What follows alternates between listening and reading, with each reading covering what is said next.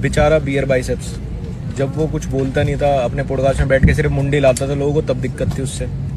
अब उसने फाइनली कुछ बोल दिया, लोगों को तब दिक्कत है, FIR कर रहे हैं उसके ऊपर। अब बेचारा गरीब आदमी करे तो करे क्या।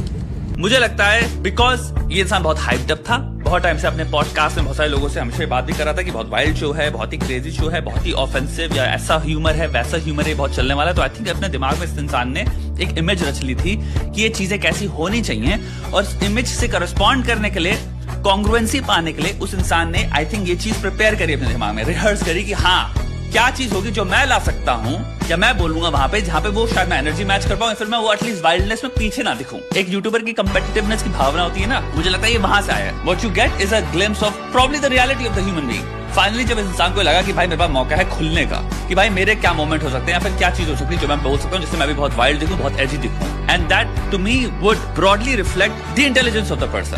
दोनों चॉइस ले लो, टू आइदर चूज दिस और टू नॉट फिल्टर अपने दिमाग में कि क्या निकलने वाला मेरे मुंह से, मैं बोलने वाला क्या हूं। मैं ना यार एक पॉडकास्ट में जाने वाला था अभी, जो Beer Biceps, and we cancel that.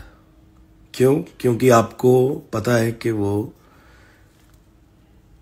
कैसी पैथेटिक थिंकिंग है और कैसे शब्द यूज करे गए हैं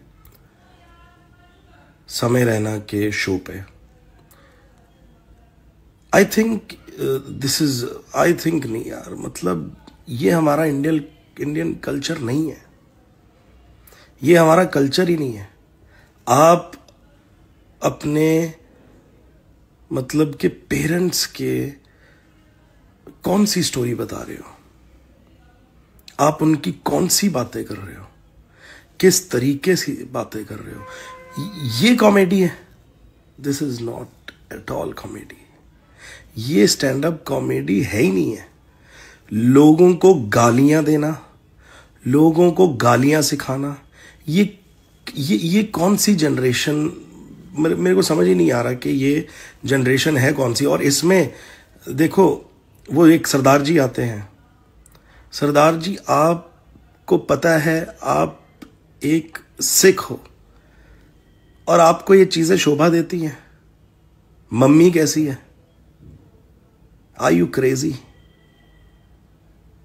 आप क्या सीख दे रहे हो लोगों को? आप क्या सीख दे रहे हो? और वो सरदार जी अपने इंस्टाग्राम पे बिल्कुल डालते हैं कि मैं गालियां देता हूं, तो इसमें क्या प्रॉब्लम है? हमें प्रॉब्लम है और रहेगी। और ये रणवीर अलाहाबादिया, आप सनातन धर्म को प्रमोट करते हो, स्पिरिचुअलिटी की बात करते हो, इतने बड़े बड़े लोग आपके पॉडकास्ट पे आते हैं, इतने बड़े बड़े संत आते हैं आपके पॉडकास्ट पे, और आपकी इतनी घटिया सोच है। एक बार मेरी आंखें में ना यूं हो गई थी जब मैं वो एपिसोड देख रहा था ना, मतलब नेचुरल इंस्टिंक्ट नहीं होता आदमी को, द फ्ला। जब उसने बोला कि you would see your mom dad make out और यू वुड जॉइन देम, मतलब मुझे ये कहीं से भी कॉमेडी तो नहीं लगी, मतलब भाई। अब पता नहीं आप लोग का क्या सोचे इस बारे में, मुझे ये कॉमेडी तो नहीं लगी। और फिर उसके बाद 1 करोड़ लेगा चूसेगा, 2 करोड़ लेगा, भाई पता नहीं क्या ही चल रहा है। थिन लाइन, अरे मतलब रेबल किड वाली, हाँ मतलब मुझे तो, मैं ऑलरेडी लेटेंट के काफी एपिसोड देख चुका, रियली मैं बहुत अप्रिशिएट करता था शो को। इसमें कुछ ज्यादा ही यार, पता नहीं। अब कुछ लोग उसमें भी डिफेंस कर रहे हैं कि भाई उसका शो है, मत देखो, इतनी प्रॉब्लम है। भाई मतलब माँ बाप के साथ सोने वाली या माँ बाप को करने की बातें अगर आप बोल रहे हो नेशनल टेलीविजन पे, तो वो आप पे बैकफायर करेगी। लेकिन भी कुछ एपिसोड बहुत अच्छे लग रहे थे, मतलब होता था डार्क कॉमेडी, बट इतना डार्क नहीं कभी मैंने देखा। तो ये तो डार्क मतलब क्या है, ये तो मुझे कॉमेडी नाइट्स कपिल भी अच्छा लगता है, स्पेशली उसमें जब सुनील ग्रोवर आ जाता है, कृष्णा सुनील ग्रोवर और वो वाला पार्ट आ जाता है, तो वो मैं स्किप कर करके वो वाला पार्ट आता हूँ जब सुनील ग्रोवर, कृष्णा और IQ soul players are not placed. Ranveer Allahbadia ने ना एक बात प्रूव कर दी कि अपने आप को बार बार स्पिरिचुअल अपने पॉडकास्ट पे बोलने से और सिर्फ भगवान की बातें करने से, सिर्फ उधर उधर की बातें करने से, स्क्रिप्टेड पॉडकास्ट में स्क्रिप्ट सिर्फ रीड करने से कोई स्पिरिचुअल नहीं बन जाता है। रियल स्पिरिचुअलिटी तब पता लगती है जब तुम्हारा रियल कैरेक्टर बाहर आता है।